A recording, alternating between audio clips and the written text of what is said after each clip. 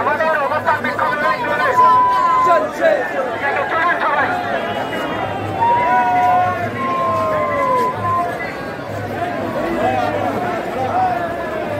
আমরা civil defence এবং আপদমিত্র প্রশিক্ষণ প্রাপ্ত, যেটা সেন্ট্রাল গভর্নমেন্ট থেকে করানো হয়েছিল এবং বলা হয়েছিল আমাদের এই মাসেই ছিল হচ্ছে আমাদের লাস্ট ডেট আইডেন্টিটি কার্ডের, এবং বলা হয়েছিল আমাদের সবাইকে জয়েন করাবে, মানে যে 7300 আপদমিত্র ভলেন্টিয়ার্স আছে সিভিল ডিফেন্স থেকে আপ স্কেলিং করে করানো হয়েছে বিশেষ প্রশিক্ষণ দিয়ে।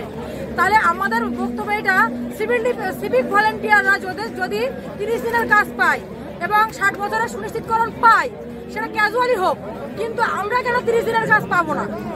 আমরা এতটা ট্রেনিং করে আমাদের ডিজাস্টার ম্যানেজমেন্ট আছে এই দপ্তরটা থেকে, মানে পুলিশরা যারা ডিউটি করছে রেগুলার, যারা পার্মানেন্ট, তারাও আমাদের থেকে ট্রেনিং করছে, আমরা ডেমনস্ট্রেশন দিচ্ছি।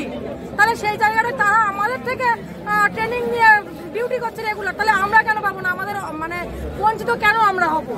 আমাদের অন্যায়টা কোথায়? এটাই হলো আমাদের মূল দাবি, 30 দিনের কাজ এবং 60 বছরের সুনিশ্চয়তার দাবিতে এই লক্ষ্যে আমরা আজকে এই রাস্তায় নেমেছি। 28শে জুলাই সরকারি কর্মচারীদের একটি শান্তিপূর্ণ মিছিল নবান্নের অভিমুখে যাবে। এই মিছিলটা সম্পূর্ণ সংবিধানসম্মত, সাংবিধানিক অধিকার রক্ষার্থে এই মিছিল।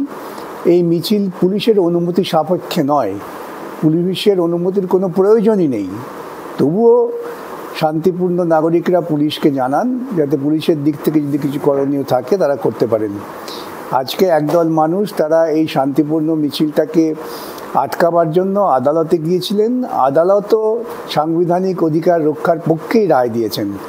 আদালত এই মিছিলের বিরুদ্ধে কোনো স্থগিতাদেশ দেননি, পরিষ্কার বলে দিয়েছেন শান্তিপূর্ণ মিছিল হবে। আইন যদি কেউ ভাঙে, সে আইনের বিরুদ্ধে পুলিশ ব্যবস্থা নেবে, এটা স্বাভাবিক ব্যাপার। কিন্তু